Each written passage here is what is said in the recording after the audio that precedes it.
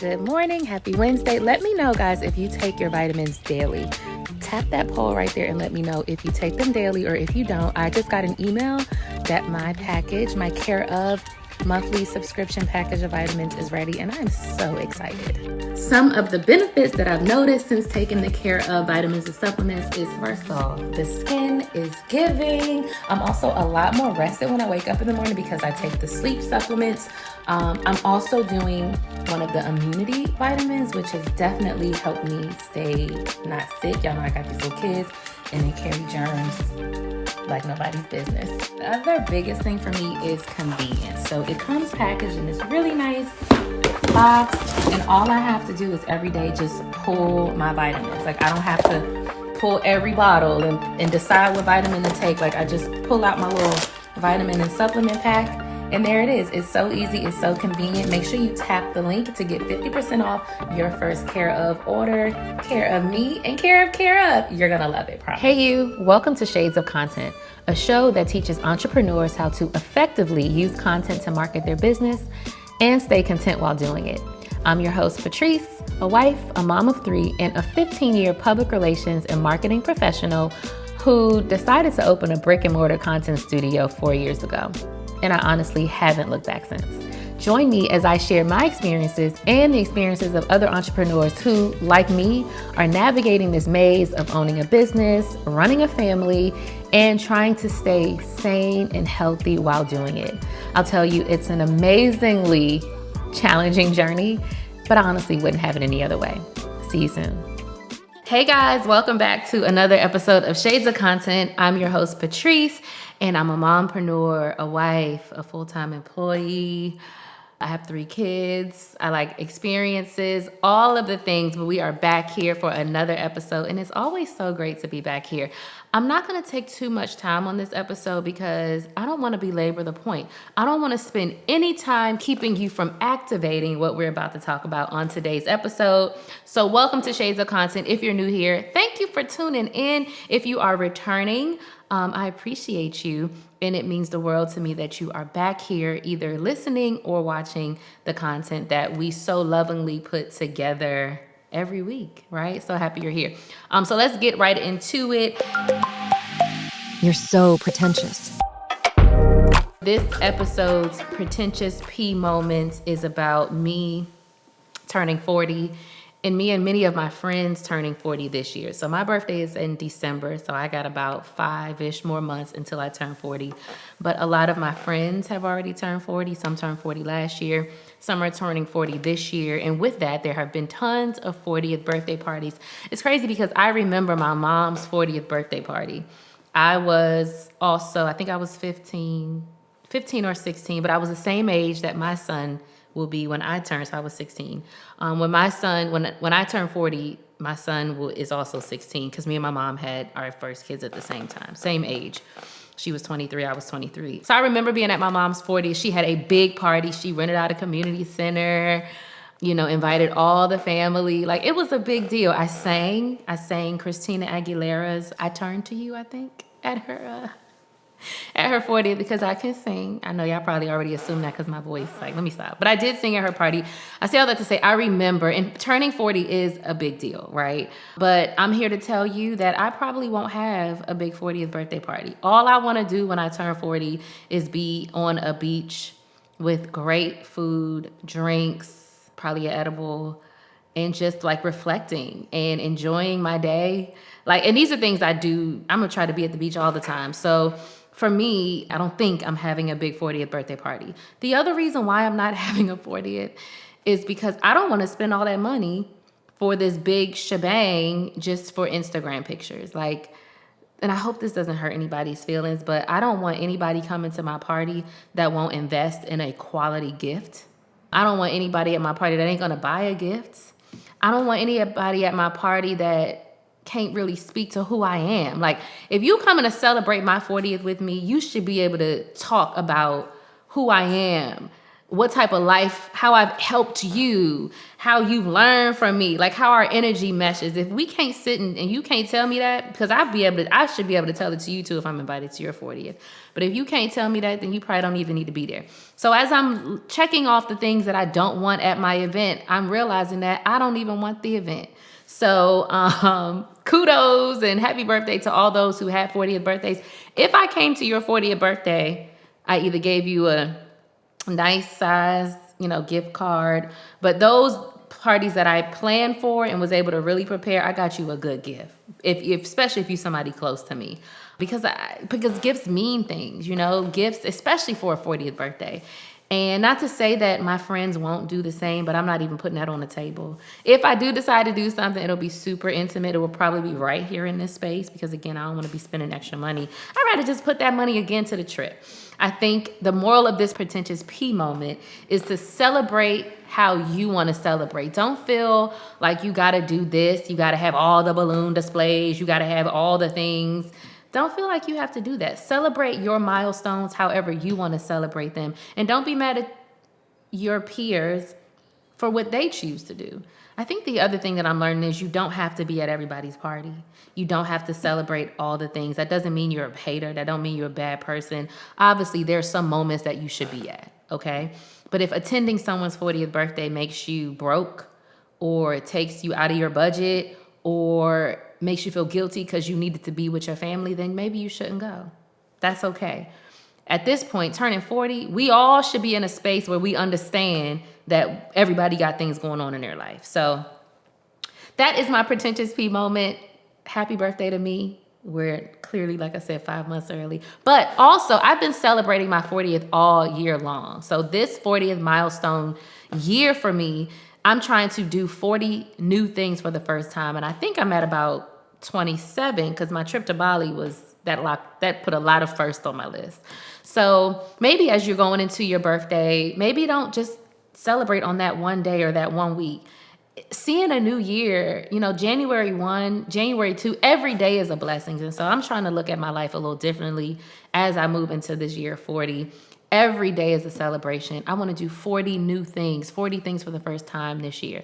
And then maybe next year I'll do 41 things for the first time. Like that is how I'm choosing to celebrate. Again, do whatever works for you. Do whatever brings you peace.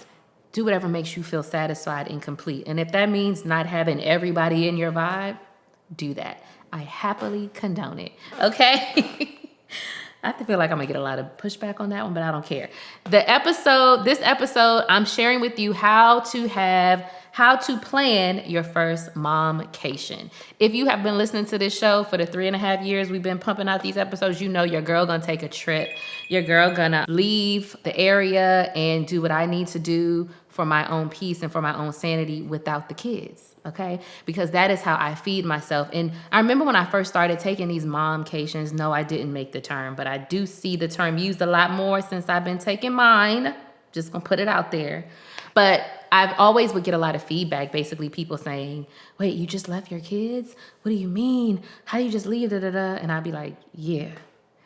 So I don't want to ruffle any feathers. I don't want to mess up anybody's happy home. If this doesn't work for you and your family, then don't do it.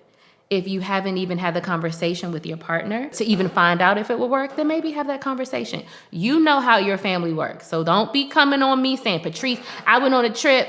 Whole time you ain't tell your partner. Whole time you didn't prepare the house and then be mad at me. We ain't doing that. What I am giving you is the steps that I took to ensure that the family understands mommy needs her time. And if it helps you, great. If it don't work for you, that's fine too. Okay, so like I said, it's gonna be a quick episode because I want you to get to planning your momcation. I went on my first momcation, and I think about it, in May 2007. My oldest son that I just mentioned, who is now 16, was 2.5 months. Okay. And while I was pregnant, me and my homegirl said, we're going to Miami for Memorial Day weekend. This is 2007. When I tell y'all I had the best trip, that was hands down, me and all my girls say that was one of the best trips we went on. Mind you, it was 10 of us. We would never do that now. And it was definitely like 6 to a room. Okay. We were at the La Fontainebleau. And you couldn't tell us nothing. We had the best trip. I was nursing, so my boobs at some point were getting engorged with milk because I was still nursing my baby, but I didn't care. Okay, I was a 23-year-old. You couldn't tell me nothing. We had an amazing time. And looking back, that was my first momcation. I don't really count that as a momcation though, because I only had, well, it does count. But when we fast forward to when I had 2 children, I remember me and my sister went to Dallas to a Future concert. And my daughter, who was then my second child, was about 2 months. And that was a 24-hour trip. Again, I was nursing, so I'm at the concert, super engorged, and I had to dump and pump and dump. But I needed that time. I needed to get away. And then we fast forward to April of 2019. At this point, I have 3 kids, and I knew that I needed to get away, but I wasn't quite sure where to go. Nipsey Hussle had passed in that March. So my son was born in January. Nipsey passed in March, and I was like, I need to go to LA. So probably 2 weeks after his death, I went to LA by myself. I have my best friend lives in LA, so I think we did end up going to dinner one day. But that trip was about me, and that is what a momcation is. A momcation is you getting away from your partner and your children to focus on what you want to do. Eat the foods you want to eat. Sleep in if you want. Get up early. When I go on my momcations, I'm up. Well, momcation or not, I like to get up and run in the morning. But it's time for you to focus on you and you to care for yourself, because we don't always get to do that as moms. You're the priority when you do your momcation. And I just did one for 8 days. This was the longest I had ever been away from my family or from my kids. This was the farthest I had ever been away. So I was all the way in Bali, right? And I just did that. We talked about it already. We talked about it last week, but I just did that, and I came back a different person. So momcations really help you, I think, just recenter. And they don't have to be away. You can do a momcation super, super close. It can be a staycation. Outsource everything. Outsource everything. Let me tell you all the things that I outsource. I have my clothes picked up and washed and delivered and folded. I don't wash clothes on a consistent basis anymore because I have these 2 little humans who have lots of clothes that they get messy. So I use a company. We put all their dirty clothes in, and then they come. I schedule it on the app. They come and pick the clothes up. They drop it off the next day.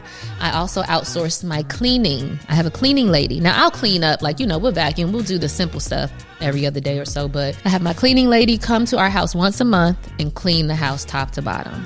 Because that is just not something that I have time to do. Just like I don't have time to be sitting and folding clothes. That ain't the best use of my time.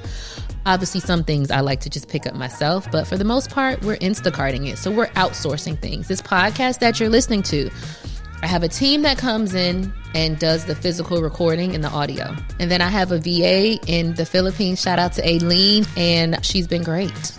That's right, busy mompreneurs. Now is the time to outsource everything. And I have created the How to Find a Virtual Assistant e-guide that can literally take you from doing everything to doing none of the things. Tap the link in the show notes. Not only do I give you the tips to finding the perfect virtual assistant, but I also list 20 plus companies that are reputable, highly recommended, and you can access them immediately to get your virtual assistant found and hired. Tap the link in the show notes for your How to Find a Virtual Assistant guide. Can't wait to help you move through life with more contentment. All right, guys, so here are the steps to planning your momcation. And I wrote these down, and I'm going to be looking at my notes because I want to make sure that I'm articulating exactly what I want to articulate to you. So the first thing you want to do is pick your weekend. I like to say give it 4 to 6 weeks of lead time, but pick the weekend and block it in the calendar immediately. Block it in your family calendar, block it on your work calendar, block it immediately so that as other things pop up, you don't take that weekend away. That is your weekend, okay? The next thing you want to do is tell your family. Tell your family, tell your spouse, your partner. Maybe you tell your kids. I usually don't tell my kids I'm going on a trip until 2 days before. Mom's out of here, see you later, right? Because they don't need to worry about any of that stuff. But once you pick your weekend, tell the crew just to make sure that it works. And maybe you talk, the dynamics of your family will depend. Sometimes you want to have the conversation first, then you pick your weekend. What I don't want you to do is have the conversation and then feel less empowered to do what you need to do, or maybe feel bullied out of doing what you need to do for yourself. Taking this trip and this time for you may mean that you are really standing up for yourself in a way that you've never done before. and assuming you're in a safe environment, assuming you're with a partner who is actually understandable and thoughtful, they should be fine with it. But they may not be used to you stepping up for yourself. So you're going to have to assert why you need this, and just speak up for yourself. You're grown, you're an adult. So you pick your weekend, you tell your family. Next, you want to book the place and the flight. Typically what I do is I'll search, like I'll do a hashtag solo travel, because you want to go somewhere if you're traveling out of the area. Now you can always do a staycation. I'm real quick to book a hotel around the corner and still get away. But if you're traveling, like hopping on a plane or driving somewhere, you want to go somewhere that is safe for solo travelers.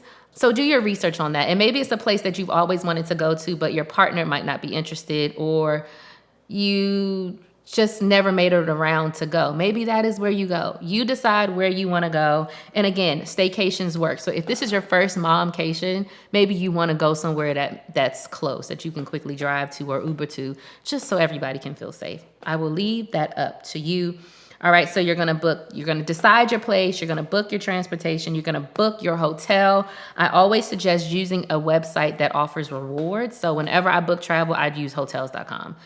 Hotels.com, they now also have a partnership with Vrbo, and I forget the other one. But when you stay every night, you get credits for more nights. If you're not going to use a hotel situation, then definitely, if you can, use a credit card. I like to book everything on my credit card so I can get the miles and so I can get the points, the cash back. And then you book it knowing you already have the cash. You just pay it back immediately. Okay, so next you want to book your hotel. So at this point, the date is picked, the location is picked, the accommodations are picked. That's standard, that's done. Then you want to put your time off in. I work at a job where typically I'll just select my days off and I'm out of here. I don't know what your job looks like. Don't know what that situation is, but I like to actually have all the details and the stuff confirmed. So if there's any pushback, I'm like, oh, it's already booked. Sorry. Again, you know your employer more than I do. Don't go to your boss telling them Patrice told you to do something and you get fired and you want to blame it on me. Not going for that. So you put your time off. And even if you're an entrepreneur, you want to block your work calendar. Tell your team, I'm out these days, so that you can be one with that time. Okay? 2 to 3 weeks out, I say that you remind all of your family's key stakeholders. So your family's key stakeholders is anybody that plays a role in the day-to-day of your family. For me, obviously, that's my husband and my kids because they're the family, but it's also my in-laws, it's my parents, it's my sister. It's my kids' school. It's like whoever needs to know. So when I went to Bali, I told my daughter's teachers, I told just my daughter's teachers, because I talk to my daughter's teachers a lot more because of what she has going on in her life. But I told them I would be out of town for 8 days. I would be out the country. So they knew if they needed to reach somebody, I can't be your first line of defense. You need to email dad. You need to call dad, because I'm probably not going to be able to get to you. Also, the time zone was different. So Bali is 12 hours ahead. So when it was 11 o'clock a.m. here, it was 11 o'clock p.m. there. I don't want teachers calling me then. Like, they need to be calling the husband. So anybody that has to do with the day-to-day of your family, they should be informed of your travel 2 to 3 weeks out. This does depend on the dynamic of your family, okay? You know that better than I do. So if you know you don't need to have this conversation with the teachers, don't do it. But these are some things that I want to make sure you're thinking through as you're planning this time away, especially if this is your first time out. Ask your partner how you can make things a little more seamless for them. Now, some of y'all might be like, he's fine. You know your partner better than I do, or she's fine. Who knows who's watching this? But one thing that I do, I used to get lunches together and get clothes together. I don't do the lunches anymore. You should be able to pack your kids' lunch. But what I do is put all of their clothes. This is just for the younger two. My 16-year-old, he got it. For my 4 and my 6-year-old, when I go out of town, knowing that they have to go to school or get ready every day, I put their clothes in Ziploc bags. So there's the big Ziploc bag, and it'll say Reese Tuesday. And it'll be the shirt, the underwear, the socks, and the bottom. I do that so my husband doesn't have to think about it. I also do it so none of them are rummaging through the drawers, because when I come home, it'll be a mess. And I don't like that. Mommy don't like that at all. So I just put their clothes, I pick their clothes out, I put them in baggies, put their name on them. And this also helps my husband too, right? Because he can tell the kid, go in there and get the bag that has your name on it. Get the bag that has your name on it. And they can kind of help with the process of getting themselves out the door in the morning. Again, if you're the primary kind of caretaker, the default parent, we've had that conversation before, then these are the things that you do for your family. In taking these trips, getting away, I don't want the trip to be a burden all the time. Now, sometimes the trip needs to be a burden because motherfuckers need to understand the value that you bring to your family because they forget. So sometimes these momcations absolutely need to be a burden to all the people in the home because they need to see how valuable you are.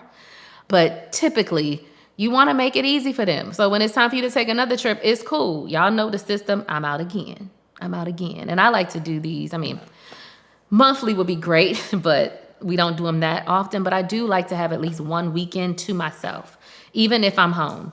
One weekend to myself so I can be sane, y'all. Contentment is so important.